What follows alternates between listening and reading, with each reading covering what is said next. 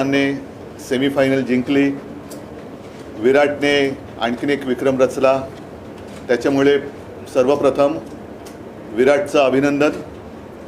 आणि मी एक माझ्या पिढीला भाग्यवान एवढ्यासाठी समजतो कारण त्यांनी 3 पिढ्यांचे विक्रमवीर पाहिले. एक सुनील गावस्कर, सचिन तेंडुलकर आणि आता विराट. अर्थात माझी अशी शुभेच्छा आहे विराटला की अजूनही विराटने शिखर गाठलेलं नाही. एक त्याच्याकडनं असा विक्रम व्हावा की तो पुढचे अनेक वर्ष सर्वांना एक हवासा किंवा हेवा वाटेल असा तो असावा. क्रिकेटचे दिवस आहेत, वर्ल्ड कप सुरू आहे, त्याचबरोबरीने आपल्या देशात काही राज्यांमध्ये निवडणुका सुरू आहेत. क्रिकेटमध्ये काही नियम असतात, तसेच निवडणुकीमध्ये सुद्धा आचारसंहिता असते. आज मी आपल्याला सर्वांना एवढ्यासाठी बोलवलं की शिवसेनेच्या वतीने आम्ही निवडणूक आयोगाला एक पत्र लिहिलेलं आहे काही शंका कुशंका त्याच्यावरती खुलासा होण्यासाठी.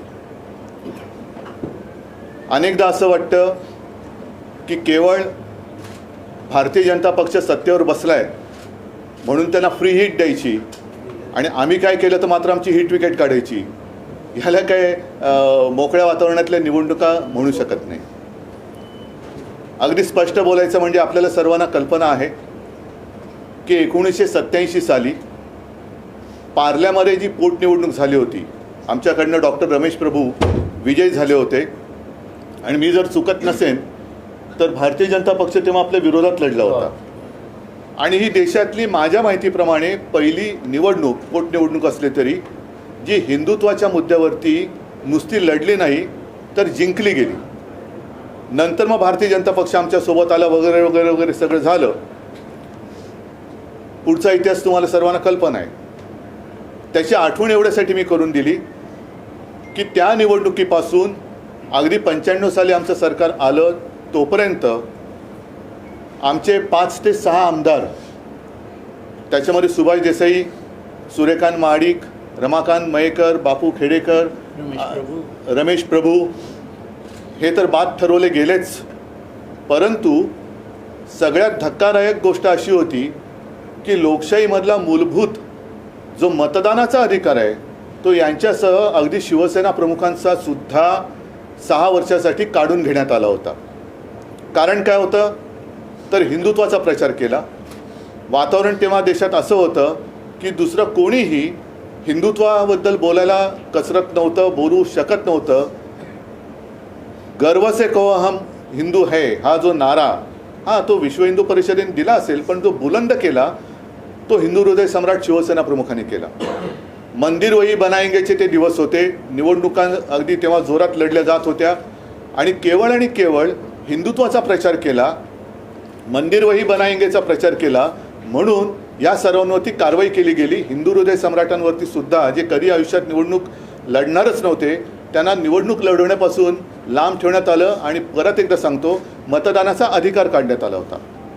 आज मात्र आम्हाला जरा असं वाटते की निवडणूक आयोगाने आचारसंहितेत किंवा निवडणुकीच्या नियमावलीत काही बदल केले असावेत अशी एक शक्यता वाटायला लागलेत. बदल केले असतील आम्हाला अडचण काहीच नाही आहे, पण केले असतील तर ते सर्वांना सारखे असायला पाहिजेत आणि सर्वांना ते वेळेमध्ये कळले पाहिजेत. हे एवढ्यासाठी मी सांगतोय कारण गेल्या काही महिन्यांपूर्वी ज्या राज्यांच्या निवडणुका झाल्या त्याच्यात कर्नाटक एक राज्य असं होतं की जिथे स्वतः पंतप्रधान मोदीजींनी बजरंगबली की जय बोलून मतदानाचं बटन दाबण्यासाठी जनतेला आवाहन केलं होतं. काल परवाकडे अमित शाह म्हणजे देशाचे गृहमंत्री यांनी मध्य प्रदेशच्या निवडणुकीमध्ये जर तुम्ही भाजपला निवडून दिलं तर अयोध्येला जायला तुम्हाला खर्च येणार की नाही येणार. लोक म्हणाली येणार. मग ते बोले मैं कहता हूँ नहीं आएगा. ज्याने जे आम्हाला मतं देतील त्यांना आम्ही रामलल्लाचं दर्शन फुकट देऊ असं त्यांनी जाहीर केलं. त्याच्यामध्ये 2 गोष्टी आहेत. एक तर पहिली मागणी आमची अशी आहे अमित शहाजींकडे की आपण देशाचे केंद्रीय मंत्री आहात, गृहमंत्री आहात, तुम्ही मध्य प्रदेशपुरती ही मागणी लावून न धरता देशातल्या कानाकोपऱ्यात जेवढे रामभक्त आहेत त्यांना त्यांच्या सोयीनुसार जेव्हा वाटेल त्यावेळेला मोफत अयोध्यावारी भाजपातर्फे करावी ही आमची आग्रही मागणी आहे. मग ते अगदी मणिपूरमधले लोक असू देत, अगदी कर्नाटकातले असतील, कन्याकुमारीचे असतील, कुठलेही असतील. नाहीतर ते काय करतील की येत्या 22 जानेवारीला मला असं वाटतं राम मंदिराचं उद्घाटन आहे आणि माझ्या माहितीप्रमाणे देशातनं एक 5-10 करोड लोक ते तिकडे आणणार आहेत, आणू शकतात, त्यांची ताकद आहे तेवढी. तर ते सांगतील की बघा त्यावेळेला सगळ्यांना फुकट आणलंच ना आम्ही. तसं नाही, रामलल्लाचं दर्शन राम भक्तांना जेव्हा वाटेल तेव्हा ते त्यांनी घडून दिलं पाहिजे. आणि ज्या अर्थी आमचे माननीय पंतप्रधान मतदान करताना बजरंगबली की जय बोलून मतदान ते वोटिंग मशीनचं बटन दाबा सांगतायत, तर मग हा नियम आता निवडणूक आयोगाने शिथिल केला असेल तर आम्ही देखील येत्या निवडणुकीत मी माझ्या जनतेला आवाहन करतो की जय भवानी जय शिवाजी म्हणून मतदान करा, हर हर महादेव म्हणून मतदान करा, जय श्रीराम म्हणून मतदान करा आणि राज्यकर्त्यांना सुबुद्धी मिळो म्हणून गणपती बाप्पा जय, गणपती बाप्पा मोरया म्हणून सुद्धा तुम्ही मतदान करा. तर याबाबत निवडणूक आयोगाने खुलासा करण्याची गरज आहे की हे बंधन जे पूर्वी होतं, ज्याच्यावरनं हिंदू हृदय सम्राटांचा मतदानाचा अधिकार काढण्यात आला होता, मग तो योग्य होता, ती शिक्षा किंवा तुम्ही जे काही निर्णय घेतला तो योग्य होता की आत्ता हे जे पंतप्रधान आणि गृहमंत्री करतात ते योग्य आहे, हे त्यांनी सांगणं मला असं वाटतं देशाच्या जनतेला आणि आम्हाला सुद्धा उत्सुकता आहे की आचारसंहितेत जर काय त्यांनी बदल केला असेल तर तो केव्हा केला, कधी केला आणि तो केवळ भाजपलाच सांगितला आणि आम्हाला सांगितला का नाही, ही सुद्धा आमची एक मला असं वाटतं रास्त मागणी आहे. तर त्याच्याबद्दल आम्ही एक पत्र निवडणूक आयोगाला आज सकाळी पाठवलेलं आहे. आपल्याकडे सुद्धा ते पत्र सर्वसामान्य मतदारांसाठी आणि देशातल्या जनतेला माहिती व्हावं की अरे माझा अधिकार हा काय आहे, मी या असं करू शकतो की नाही करू शकत. कारण पूर्वी या सगळ्या गोष्टी फार स्वतःहून निवडणूक आयोग दखल घेत होती. आत्तासुद्धा मला असं कळलं की राहुल गांधी, प्रियांका गांधींना निवडणूक आयोगाने स्वतःहून नोटिसा पाठवलेल्या आहेत. केजरीवाल त्यांनासुद्धा त्यांनी नोटीस पाठवलेली आहे. म्हणजे निवडणूक आयोग जागरूक आहे. मी निवडणूक आयोगाला काही टीका करण्यासाठी बोलवलेलं नाही, बोलत नाही आहे किंवा जे मोदी किंवा अमित शहाजींनी केले ते सुद्धा काही चुकीचं आहे असं माझं म्हणणं नाही आहे. पण जर केलं असाल तर आम्ही जे केलं होतं ते योग्य का अयोग्य होतं ते कळू द्या. आणि जर आता त्याच्यात ढिलाई आणली असेल तर आम्ही सुद्धा हा प्रचार करू शकतो की नाही हे त्यांनी आम्हाला सांगावं. हा आजचा एक मूळ मुद्दा आहे. त्या अनुषंगाने आपल्याला काही विचारायचं असेल तर विचारा. पण मला अपेक्षा आहे की निवडणूक प्रचार संपायच्या आत निवडणूक आयोगाने, केंद्रीय निवडणूक आयोगाने देशातील सर्व राजकीय पक्षांना आणि मतदारांना या निर्णयाबाबत सरकारी भाषेत अवगत करावे. पत्र लिखा है, पत्र में किस चीज के बारे में जो है वो मुद्दा हाईलाइट किया है और सर इंडियन टीम के बारे में भी बता दीजिए. नहीं, मेरी इंडियन टीम, अपनी इंडियन टीम ना, भारतीय टीम, ये हिंदुस्तान की टीम पहले तय करो. नहीं, अपनी जो टीम है हिंदुस्तान की टीम है, मैं तो उनका अभिनंदन करता हूं और फाइनल के लिए शुभकामनाएं देता हूं. और मुझे पक्का विश्वास है कि हमारी टीम विश्व विजेती फिर से एक बार बनेगी. इसमें कोई दो राय मेरे तो मन में नहीं है, आशंका नहीं है. साथ ही साथ कल विराट ने जो एक विक्रम, नया विक्रम रचा, उसके लिए मैं विराट का अभिनंदन करता हूं. और मैं तो मानता हूं कि अभी तक विराट वो जो शिखर होता है वहाँ तक पहुँचा नहीं है, वो और आगे उसको जाना चाहिए और वो ज़रूर जाएगा, ऐसी मेरी शुभकामनाएं हैं. आज मैंने आप सारे लोगों को इसलिए बुलाए हैं, आप सभी लोगों को याद होगा वो एक ज़माना था 1947 नहीं 87, पूरे देश में एक उपचुनाव हुआ था पार्ला में.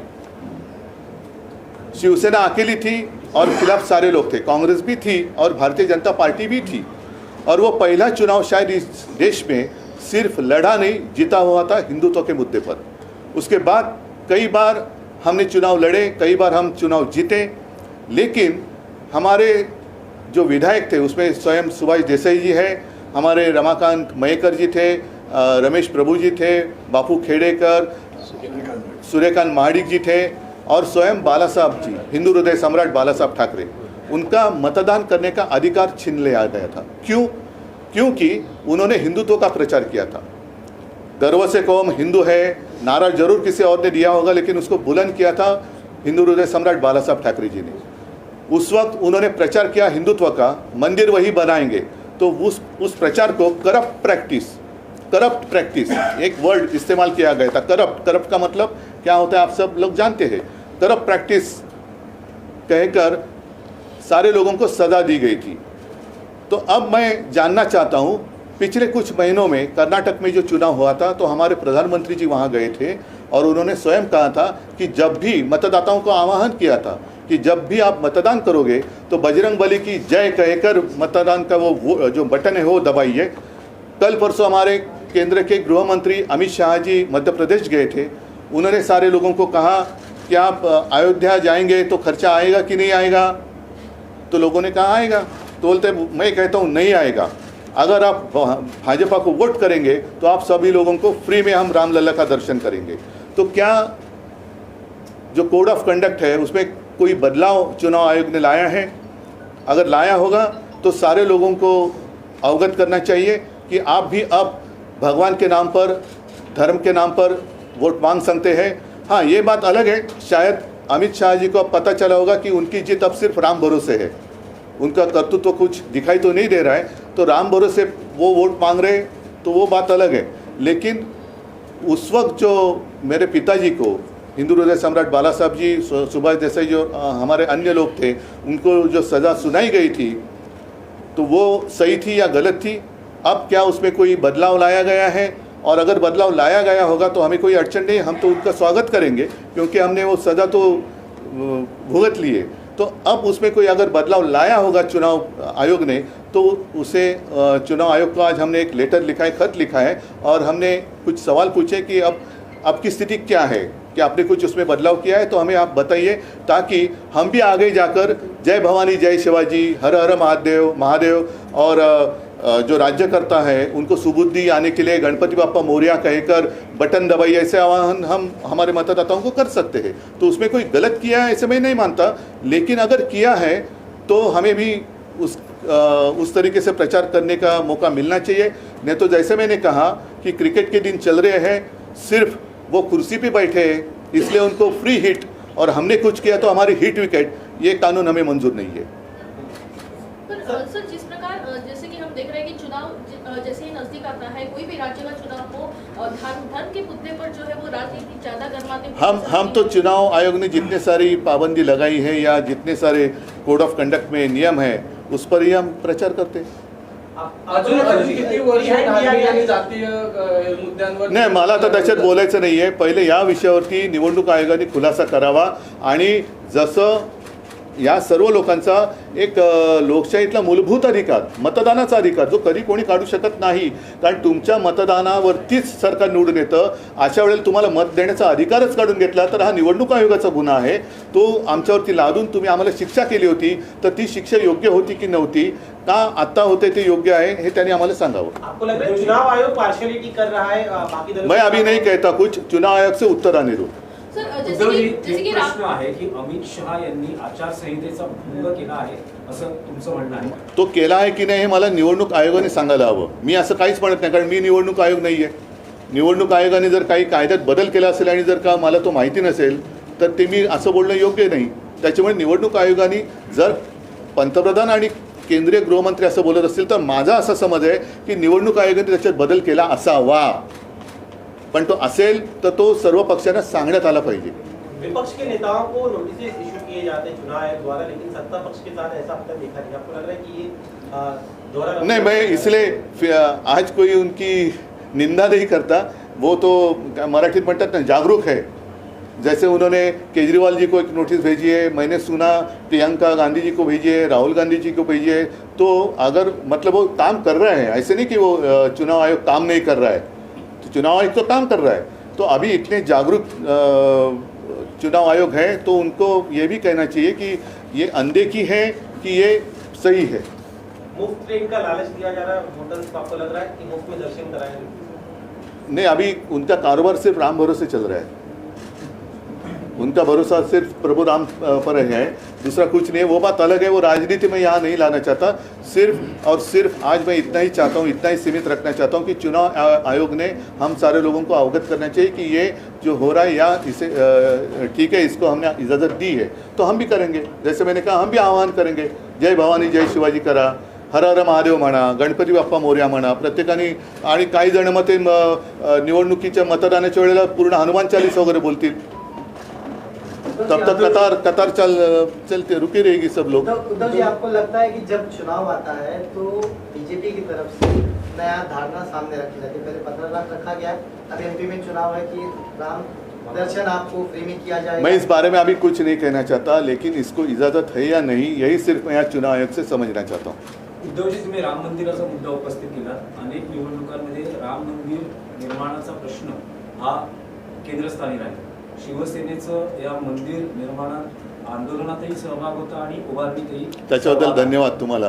देणगी दिली आणि त्या आंदोलनामध्ये शिवसैनिक तर अनेकदा जाहीर झालेले आहे। तर अशा वेळेस 22 तारखेला जे उद्घाटन होतं आहे, तुम्ही स्वतः या उद्घाटन बघा, कार्यक्रमात ऐका, उपस्थित राहणार? हे दूरची गोष्ट आहे। मला असं वाटतं की केवळ त्यांच्या सोयीने ते उद्घाटन करतात निवडणुकीच्या आधी, कारण अशी सुद्धा माहिती आहे की जसं म्हटलं की त्यावेळेला देशातल्या कानाकोपऱ्यातनं हे काही स्पेशल गाड्या, करोडो लोक तिकडे, म्हणजे देशाची लोकसंख्या 1.25 अब्ज असेल तर 1 कोटी 100 कोटी लोक तिकडे कदाचित जमू शकतील, कारण भाजपा जगातला ताकदवान पक्ष आहे, त्यांना सहज शक्य आहे 100 कोटी लोकांची ते विशाल जनसभा घेऊ शकतात। त्या गर्दीत मी काय जाणार? त्याच्यामुळे मी 2 वेळा जेव्हा हा विषय थंड बस्त्यात होता त्यावेळेला मी तिथे गेलो होतो, त्याच्यानंतर मुख्यमंत्री झाल्यानंतर सुद्धा मी गेलो होतो, आणि ज्या ज्या वेळेला माझ्या मनात येईल त्या त्या वेळेला मी अयोध्येला जरूर जाईन। मात्र आज पुन्हा एकदा सांगतो की अमित शहाजी जे म्हणालेले ते केवळ निवडणुकीपुरतं मर्यादित न राहता या देशातल्या ज्याला कोणाला ज्या वेळेला वाटेल तेव्हा त्याची मोफत अयोध्या वारी भाजपने करावी। ठीक आहे, अद्वै हिरेंच्या सोबत पूर्ण पक्ष आहे, त्यांच्या पाठी आम्ही आहोत। आणि हा एक वेगळा विषय आहे, कारण हिरेंवरती कारवाई होते, पण ज्यांच्यावरती आम्ही आरोप केले त्यांच्यावरती कारवाई काय, त्यांच्यावरती त्याची चौकशी पण होत नाही। तर या सगळ्यांचे हिशोब हे सरकार आमचं आल्यानंतर आम्ही करणार। म्हणजे जसं ECI बद्दल तुम्ही दुहेरी मापदंडाचा मुद्दा नाही, आता विषयांतर होऊ नये, विषयांतर करत नाही मी, एवढंच सांगतो अद्वै हिरेंच्या सोबत संपूर्ण शिवसेना आहे, ती राहील। आणि सरकार बदलल्यानंतर आम्ही ज्यांच्यावरती आरोप केले त्यांची सुद्धा चौकशी आम्ही केल्याशिवाय राहणार नाही। सगळ्यांना धन्यवाद। जय हिंद। भारतीय क्रिकेट संघाला शुभेच्छा दिल्या आहेत, पण फायनलला अहमदाबाद स्टेडियमवर जाऊन मॅच बघण्याचा काही कार्यक्रम आहे? चला, धन्यवाद। जय महाराज।